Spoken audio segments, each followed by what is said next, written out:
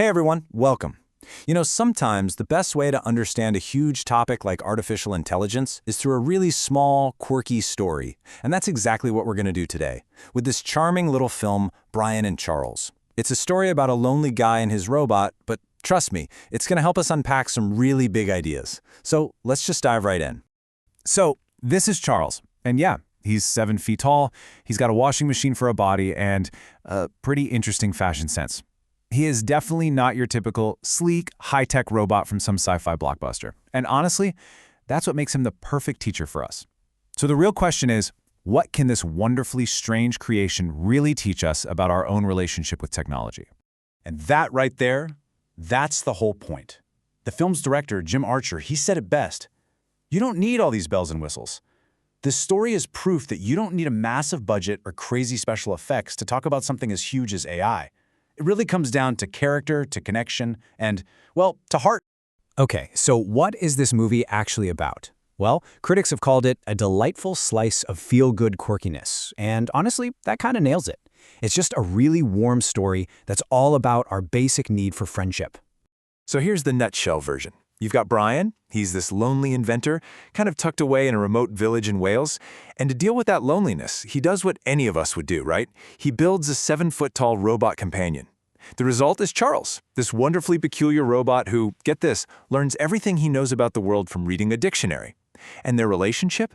It pretty quickly becomes this sort of father-son thing, with all the joy, all the discovery, and yeah, even a little bit of that teenage-style rebellion. Right about now, you might be thinking, okay, that sounds sweet and all, but why are we talking about this in a serious conversation about AI? And that's a totally fair question. The thing is, this film is part of a course called Real versus Real, and it's all about exploring how the stories we consume, movies, books, how they shape what we think about big, complex topics way before we ever deal with them in real life. And this right here is absolutely crucial. Think about it. For most of us, our first run-in with AI wasn't in a lab or some textbook. It was probably in a movie theater, right? And films, they create the mental boxes, the emotional expectations we have about technology. That's exactly why it's so important to really look closely at them and kind of figure out the stories they're telling us.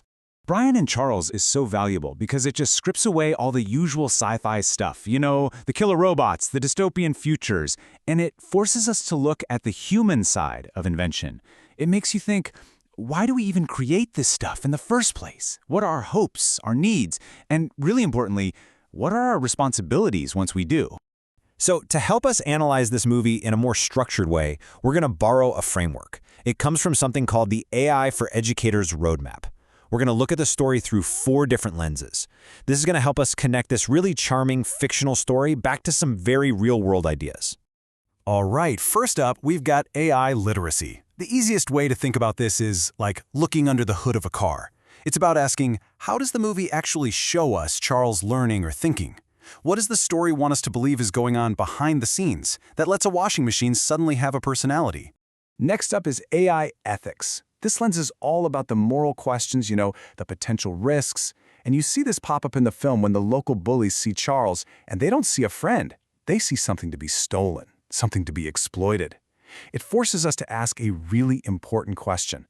What kind of safeguards do you need when you create something brand new? Our third lens is AI fluency. Now, this one is all about the partnership. How do Brian and Charles actually interact with each other? What makes their collaboration work? And just as importantly, where does it fall apart? We see them making decisions together, we see them argue, we see them learn from each other, and it's just a fantastic metaphor for how we humans might coexist with AI systems. And finally, we have AI development. This lens kind of puts us in the inventor's shoes. Why did Brian build Charles the way he did? I mean, he just used whatever parts he had lying around, right? He was driven by this deep need for a friend, not for profit. And this just illustrates so brilliantly how a creator's own motivations, their own design choices, directly shape what their invention becomes and the impact it has. Okay, so when we apply these lenses, it really helps us start to separate what's real from what's, well, real. The movie magic. Because this is a really powerful story, but it's also super important to see where it breaks from how the technology actually works. So in the movie, Charles seems to become truly conscious just by reading a dictionary. It's a really beautiful, poetic idea. But in the real world, yeah, AI just doesn't work that way. The AI systems we have today, they don't have real emotions, they don't have self-awareness. What they are incredibly powerful pattern recognition machines, but they aren't thinking or feeling the way we humans do. So, after breaking all this down, what's the big takeaway? Well, the most important story here isn't really about Charles the robot. It's about Brian the human, and by extension, it's about us.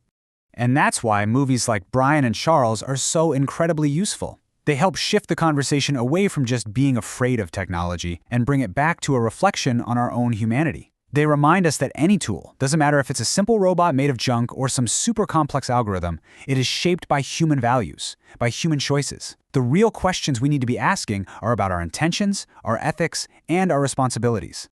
And all of that leaves us with one final and I think really crucial question. The conversation isn't about what AI is going to do to us. It's about what we are going to choose to do with it. As we keep building more and more powerful tools, this is the one question we all need to keep asking ourselves, over and over again. What kind of world do we want to build?